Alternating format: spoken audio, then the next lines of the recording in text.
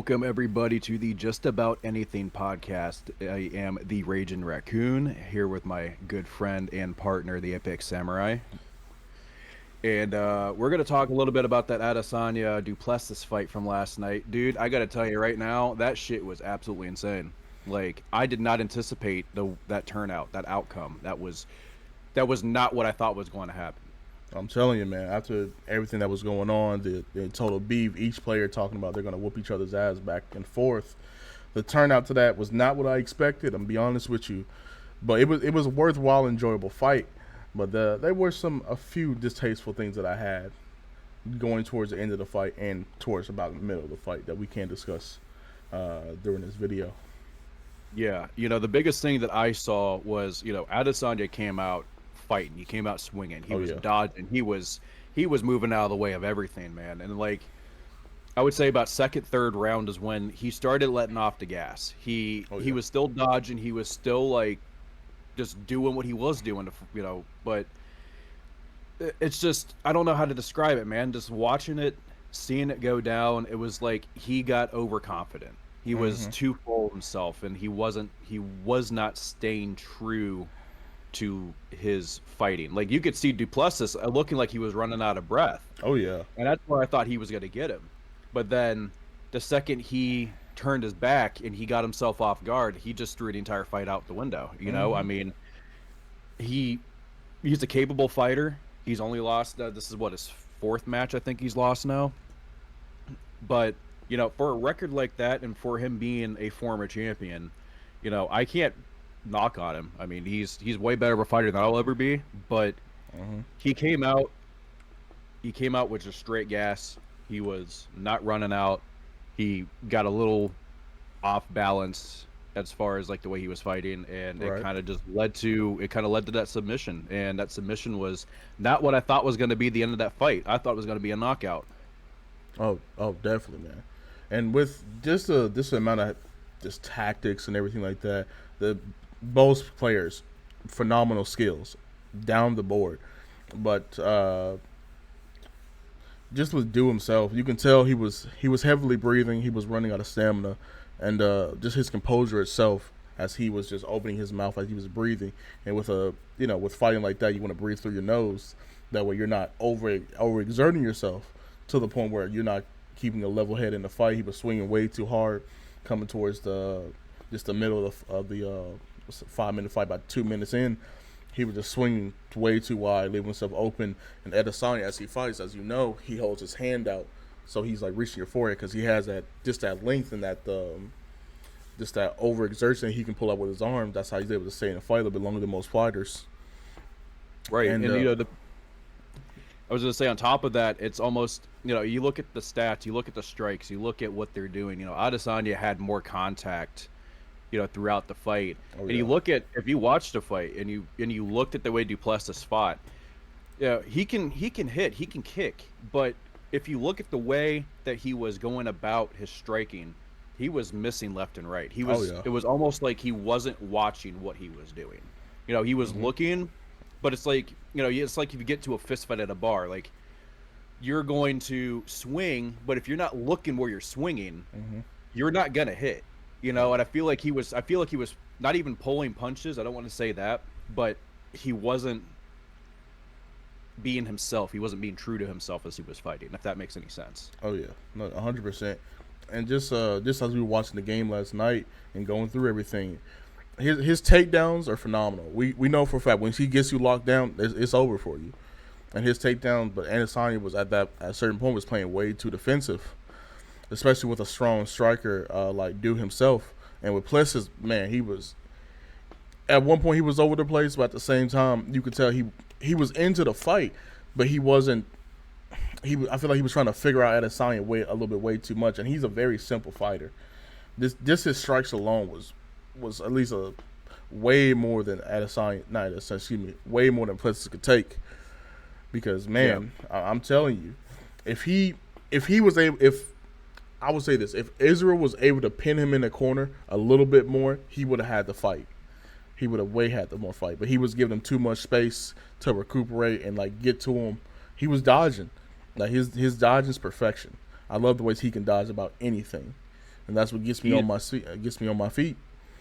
he's got the eyes in the back of his head. Like he knows where everything's coming from. Well, the biggest thing with Israel though is you look at the way he fights, you look at the way he strikes, and he's very methodic with the way that he goes about stuff. I mean, you saw when Duplessis would put his hands up to guard, like he knew that he would guard and he would try to do an uppercut. He would Oh yeah. try to go for something to as a stunner to be able to try to get him off guard. Oh yeah. And if he would have connected those one or two that he did miss, he only missed by like not even an inch.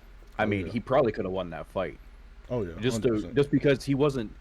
If you look at the way Duplessis was guarding, he was kind of leaving himself just a little bit more vulnerable to an uppercut. And Hmm.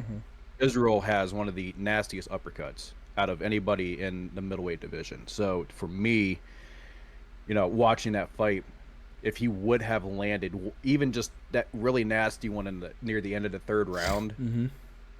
I think he would have Oh ran yeah. away with it. I Oh mean, yeah. it would have been no contest. And which as much grappling as Plessis had on him, I think Adesanya was just too scared to close that gap. It's, like you can tell he had plenty of opportunities to hit him. There were so many open spaces to the point where he could have knocked him down, got it in. Because when Adesanya gets you on the ground, he's going in. Oh yeah, and Adesanya is a very much ground and pound kind of guy. Oh yeah. Duplessis is very much he's got like a more of a wrestling background. So he's going to go for any way that he can get you on the ground, he's going to try to get you to tap. And most of his Hmm. victories in the past have all been submissions. Oh yeah. And that's kind of I wouldn't even say like a feat, but it's a strong focal point to look at because there are Hmm. a lot of fighters that do submissions, and then there's a lot like, for example, in a couple weeks we got that Sean O'Malley fight coming up. Super excited for that, Oh yeah. but a majority of O'Malley's fights are won by knockout Oh yeah. because he is a knockout kind of person. He is a strong hitter. Israel Adesanya, the exact same way. He is Hmm. a strong hitter, but it's a matter of being able to finish and execute Hmm. and being able to, if you want to be on the defense, cool, but you have to know, like, that if you get yourself off balance, you're going to lose. Oh yeah. So how do you counter that? You're trying to stay around, you're trying to like go around the ring, you're not trying to show your Hmm. back to him. The second you showed his back to him in that fourth round, it was Hmm. over. I Oh yeah. watching that, I knew he was done the second he showed his back. I mean, it was without a doubt, I knew that he was done. Oh yeah. But part of me was hoping before the tap out that he was going to be able to get out of that like he did the last two times. Oh yeah. And just for these players alone, like Plessis being only 30 years old versus Adesanya having 5 more years over him, you can tell he had a little bit more steam in him, but his composure and able to keep that energy up was pleading and Plessis way too quickly, way Oh too yeah. quickly. Like I understand that both players were coming out. They wanted this, they wanted this, but Adesanya losing those last two fights, those major fights that he needed, was definitely hit him hard, especially when he went off, unfortunately tearing off during the conference, and it's a sad sight to see with a player like that should have expectations were way too high for him, Oh yeah. especially when he knows for a fact that he was the main guy to win this fight, and he going out by a tap out doesn't look good. Does not look good. I think it spells a lot as far as the amount of time that he took off from his last fight to this fight. I mean, Hmm. when you go that length without having another fight, like he was what, 19 months, almost like little. It was either a year to 19 months or something like that from what they were talking about. I'm not entirely Hmm. too sure. Oh yeah. I don't want to get my facts messed up, but when you go that long without a fight, you kind of look at the same thing with McGregor when he lost, and then he came back, and then he Right. broke his. He like, what did he do? He turned his ankle like completely the other way around in the ring, and Hmm. he went about what, 2 years without a fight, year and a half, 2 years. I mean Oh yeah. that kind of stuff to me, I feel like that's expected when you don't fight for that long. When you go a while without fighting, and you're not in the ring, like you're in training, yeah, you're all about trying to be able to keep yourself going for the next fight. But Hmm. when you aren't actually in the ring, you aren't in that exposed environment for that long. I feel like it has a definite effect on how you fight. Oh yeah. Like you're hyped to be in there, but it's been a while. You Oh know, yeah. how do you control the fight? How do you control the fight when you haven't been in and you're fighting somebody that you haven't fought before, that their most recent fight was a championship title? You know what I mean? Like, Oh yeah. Like, uh, I really feel like last year's fight against Strickland really hit him hard. Definitely really hit him hard, and it definitely. was especially coming in because we know for a fact the decision was on Israel to come back. I had no faith in Strickland. I'm gonna lie to you, but after that, it just amazes me that a player like that can really needs to get back on the got to get back on the training board. I think if he wants to stay in this profession or if not retire at some point in time, he really needs to get back to those bags, get back to that training, get back to the stamina. Because Israel's stamina coming in, that kid was going crazy. I feel like he could have fought forever. You know, like I said, he kept himself in a position where he felt composed, but when he opened his back, that was his downfall. I mean, Definitely. when you know that when you have somebody in front of you and you control the fight, you try your hardest to not open yourself up, to give yourself your weakness. Once you give yourself your weakness, and you know going into the fight, Duplessis is a very much takedown and submission fighter. You can't do that. You have to keep yourself. It's Hmm. kind of like boxing, you know. If you think about it, you want to stay face first with your opponent. You Oh don't yeah. want to give them any any look that you are getting tired. Like the second you show that you are Hmm. getting tired, that's when you know that your opponent's going to get the edge on you, and you don't want to do that.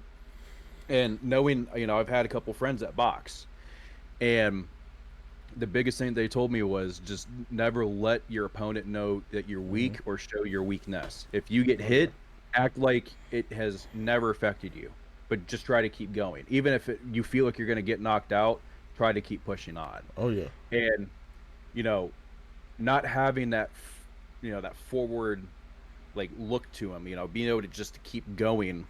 And he was opening himself up a little bit. You know, he was dodging left and right, sure, but the openness, the looseness, not staying, you know, true to his fighting like he was in the first two rounds, Oh yeah. that was what led to his loss, in my opinion. I Oh feel like if he definitely. would have just stayed a little bit strong, he probably could have finished strong. Oh But definitely. But hey, that's just how it goes. But we definitely be hearing us next time, folks. We got another fight coming up. Be on the lookout for that. yeah, We will keep you posted.